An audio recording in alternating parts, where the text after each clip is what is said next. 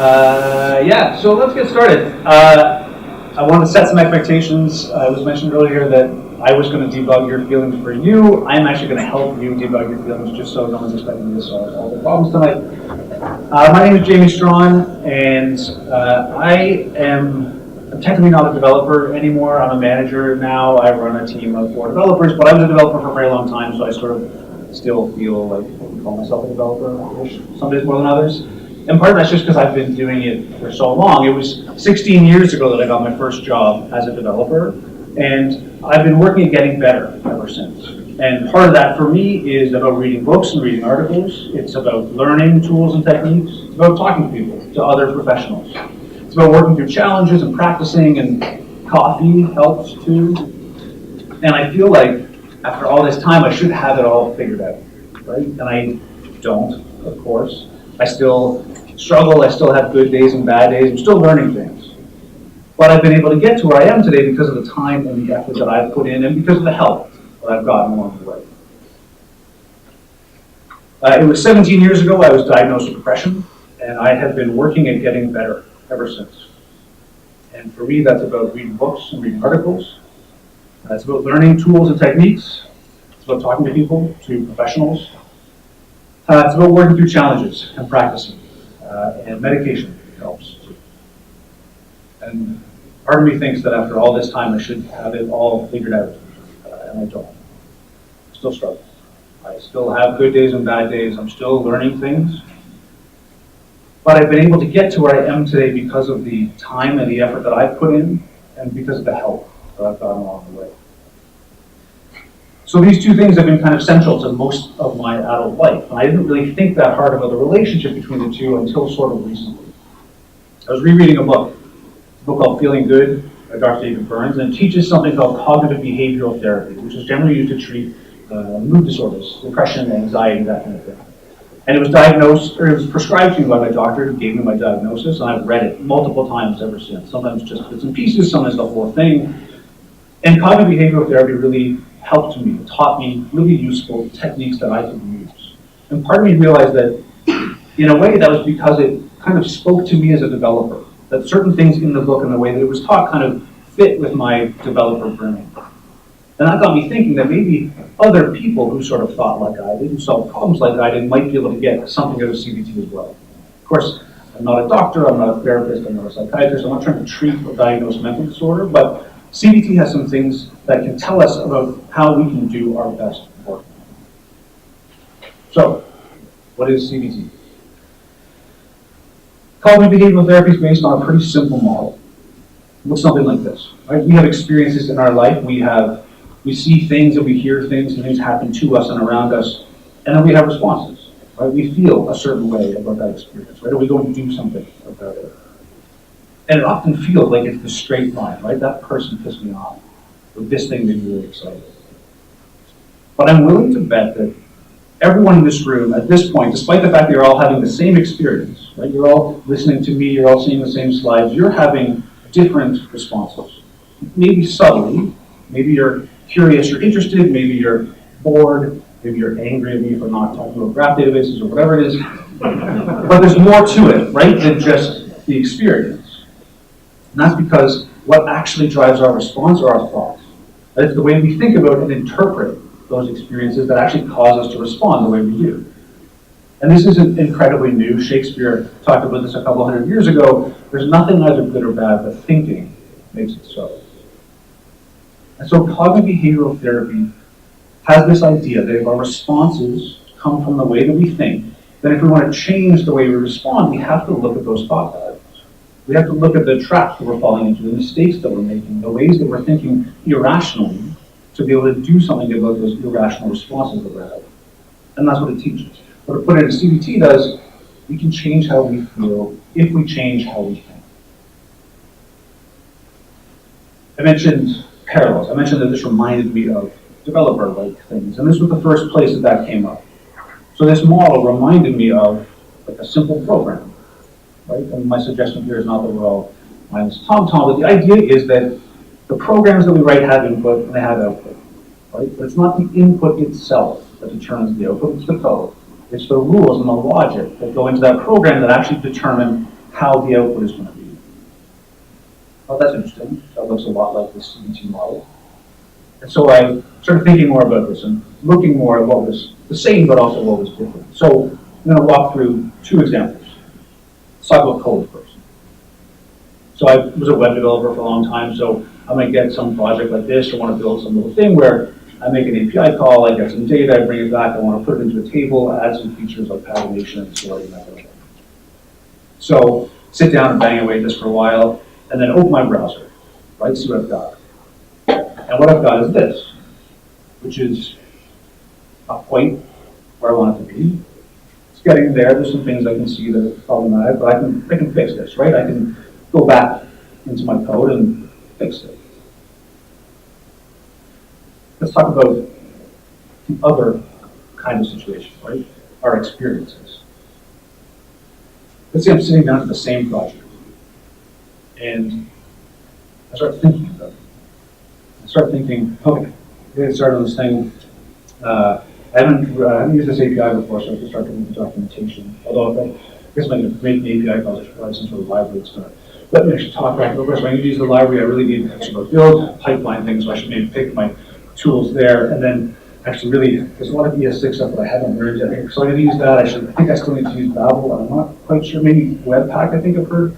Friends of mine using React, and maybe that's the one I'm supposed to use. And I'm starting to feel a little overwhelmed about getting started on this project. And of course, instead of actually working on it, then I decided that maybe tonight's a really good night for me to go see Black Panther, because I hadn't seen it yet, and I'm afraid it's going to leave theaters soon. So I don't actually do the work, and then I come back 1 or 2 or 4 or 6 days later, and I haven't done any work, and now I'm starting to feel a little guilty, right, because I haven't actually done anything. I'm such a procrastinator, right? I always do this. And so, of course, that doesn't actually make me want to work on it, right? So I leave it, and I finish binge watching Jessica Jones, which I hadn't finished before now.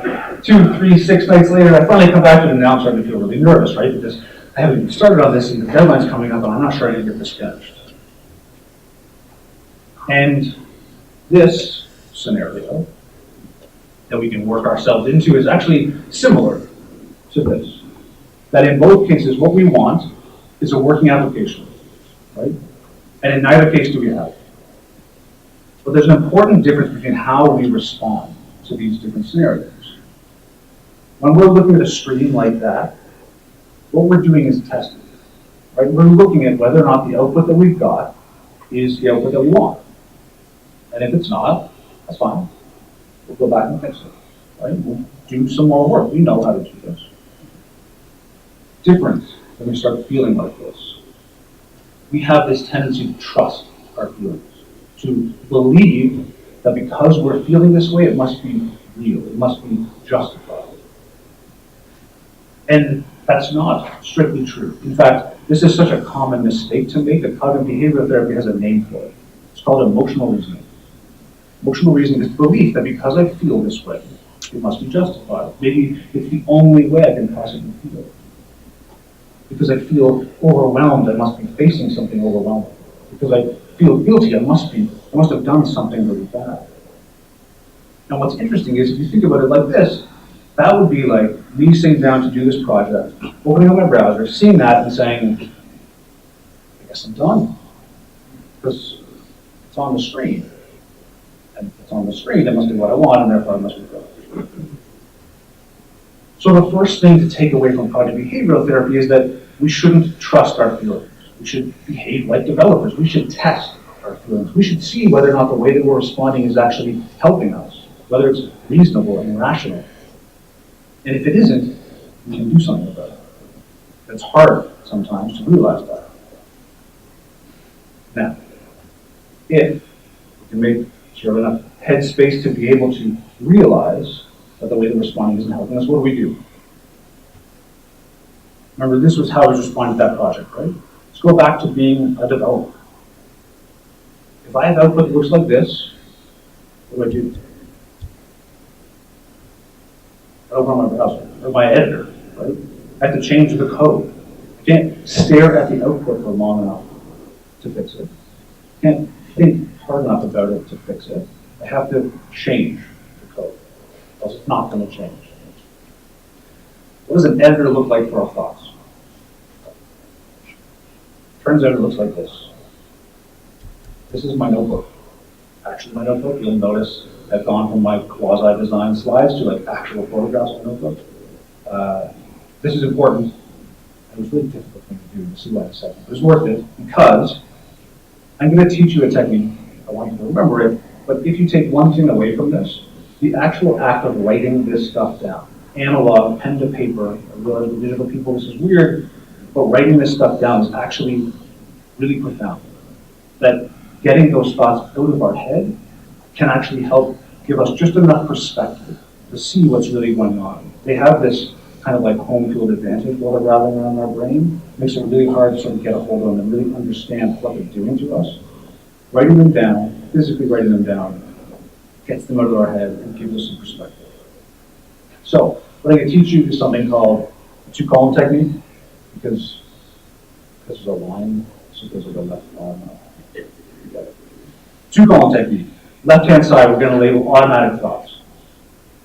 The reason these are automatic thoughts, what we're going to write down here are the things that we were thinking that caused us to feel the way we felt. Now, those feelings, those responses, that's the output, right? We're not dealing with that, we're dealing with the code. So automatic thoughts are going to be the bad code that we're fixing. The thought patterns that got us feeling the way that we're feeling. And we have to deal with the thoughts, right? The automatic part is to remind us that sometimes it's not obvious what it is that we were thinking that got us into it. Sometimes it's so habitual or it happens so fast that we don't realize there was even a thought process that happened. So sometimes you have to dig in a little bit. It's like a weird stack trace where you get like some crazy error over here that doesn't mean anything. You have to dig until you get to the actual part of the code where this is coming from. So that scenario I was talking about, right? I was overwhelmed. And I was overwhelmed because I was thinking, this is going to be hard, right? I was thinking about all the things that's going to happen to that I didn't know, right? You have that going around your head long enough, you start to feel pretty overwhelmed. And I was feeling guilty because I was sort of beating myself over the head with this idea that I'm going to fast later, right? I always do this. And then I was nervous because I was telling myself I'm not going to finish on time, right? These aren't sort of wild, random thoughts. They might resonate with you a little bit. You might be able to remember times when you thought this stuff. So that's what we're going to do on the left-hand side, write down those thoughts that felt like us. The right-hand side, we're going to write rational responses. And the idea here, again, if this is debugging, that left-hand side is the bad code, we need good code on the right. We need to look at what would be more rational and reasonable ways to think about this stuff that we're thinking. Now, cognitive behavioral therapy has a number of what are called cognitive distortions that it identifies. These are like traps, patterns that we fall into. I mentioned emotional reasoning, that's one of them.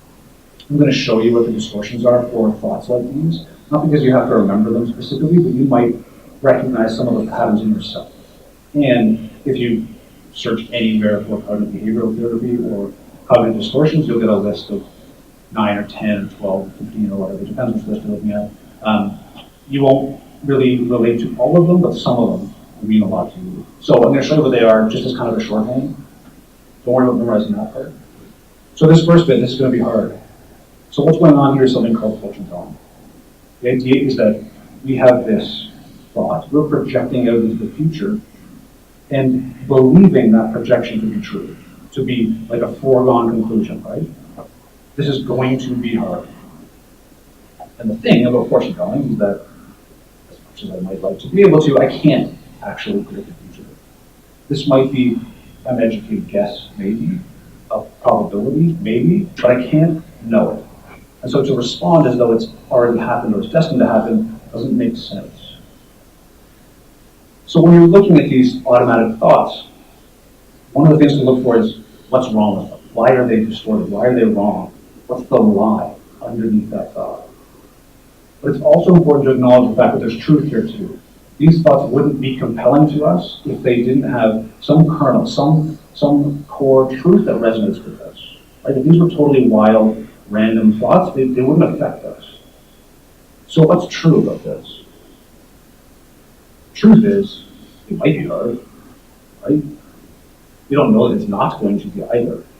But we can respond a lot more rationally to the idea that it could be hard, right? Because actually, as part of our jobs, often we volunteer to do difficult things, right? We actually kind of like doing difficult things sometimes. Being difficult is not necessarily a bad thing. And that's because sometimes difficult things are also fun, or educational, or interesting, or financially lucrative. There are other reasons to do this stuff. And if you start thinking about this situation with those kinds of thoughts, right, I can't know this for sure, there might be other reasons that I want to do this. Hopefully you can see how those kinds of thoughts are going to lead you back towards being more motivated, more curious, more interested, more excited to actually start work on this. I'm a procrastinator. This is something called labeling. Labeling is name calling. So we do this to ourselves. We call ourselves lazy, procrastinator. We do it to other people as a jerk, an asshole, whatever it is. The problem with labeling is that we're taking a complex human being and reducing them down to this one simple trait. I'm saying I'm a procrastinator. I've always been a procrastinator. I always will be a procrastinator. I had no choice but to be a procrastinator. Which again, isn't true, right? The problem with labeling is that it's a vast oversimplification. I'm not any one thing. I'm not a procrastinator any more than I'm an eater or a breather or a speaker. And so we can remember that this doesn't define us. However, there's truth here too, right? I may not be a procrastinator, but I do procrastinate, right? That's a thing that I do. It's a choice that I make. Not the best one, but it's true. However, if it's framed like that, this is the thing that I do, that I choose sometimes, I can make a different choice. Right? That gives me back some of that agency. And in fact, I don't always procrastinate, I know that. I didn't procrastinate getting out of bed this morning, or making my son breakfast, or coming here tonight. So I can make different choices. Right? Starting to think like this can remind me that, okay, this is still under my control. I still have agency here. And the last one, actually really similar to the first one. This is another example of fortune telling. Again, whenever you see yourself thinking, this is going to be, I will not be able to, I am going to, looking into the future like that, generally fortune telling.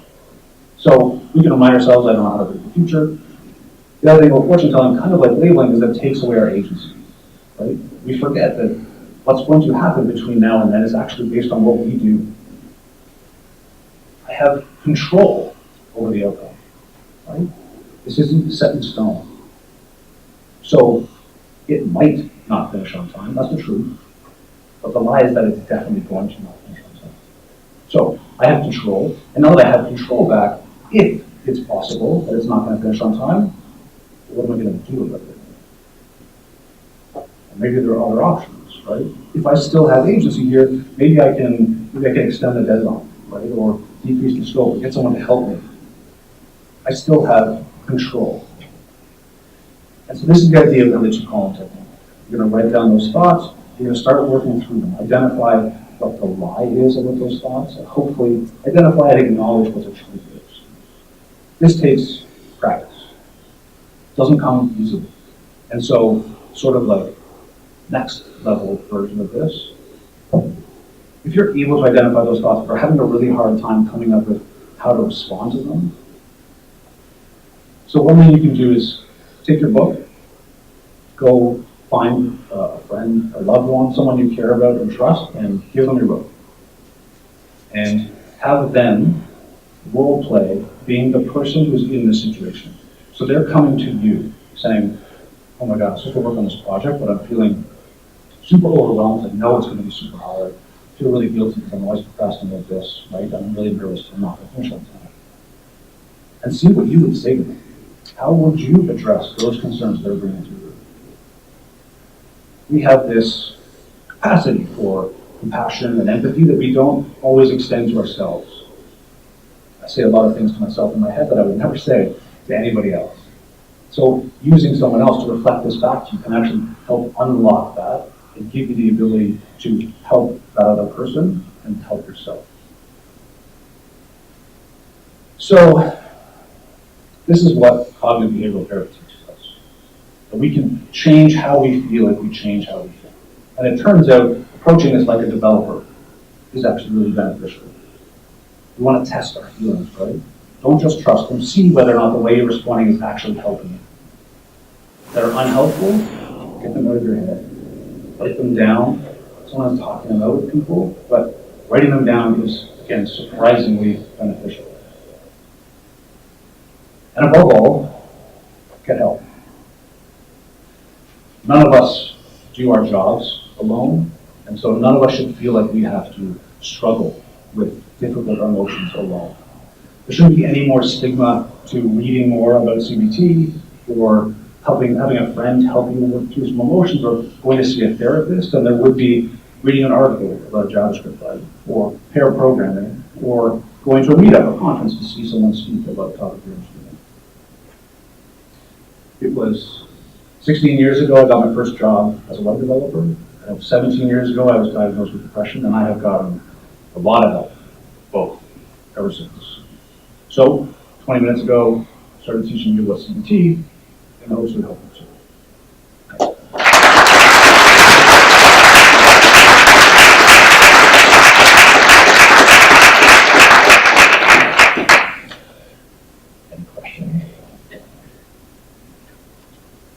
Any questions? Can you think of any way to roll this out if you want to bring this to your company? Sort of structure that, or is it more of a one-on-one thing? So the question was, have I thought about a way to like roll this out, I guess, for a bigger audience in my company, or if I've been doing this sort of one-on-one? So I've done this talk a few times to sort of audiences like this. As far as I've gotten with it. I tend to deal with it sort of one-on-one or like in groups who have kind of opted into it, only because I'm very wary about intruding into someone else's stuff. Like if people are dealing with difficult things like this, I'm very loath to sort of show up and be like, hey, don't worry, I can fix this, read this book, and let me tell you what CBT. Like, I don't want to be that person. It doesn't tend to help. If someone is not looking for that kind of assistance, then I don't want to force it on. So the answer is no. I would love to in some way, but like, just describe that. Yeah. Yeah.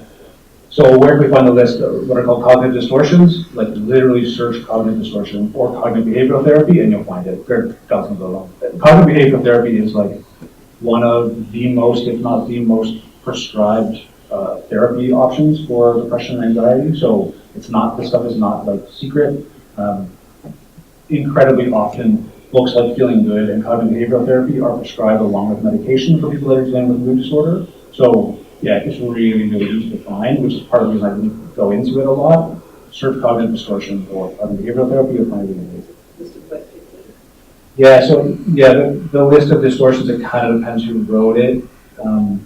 In Feeling Good, the book that I use, there's about 11, I think, although 2 of them are sort of closely related. Yeah, I've seen lists of 15, I've seen lists of 9. Again, like, the idea is that they're not all necessarily going to resonate closely with you, but there'll definitely be, say, 3 or 4, and you'll be like, oh yeah, that's me every day. I do that one for sure. So yeah, don't worry about like memorizing the entire list or finding the longest list or whatever. You'll find the things and you will recognize which ones relate to you. Yeah. Another question.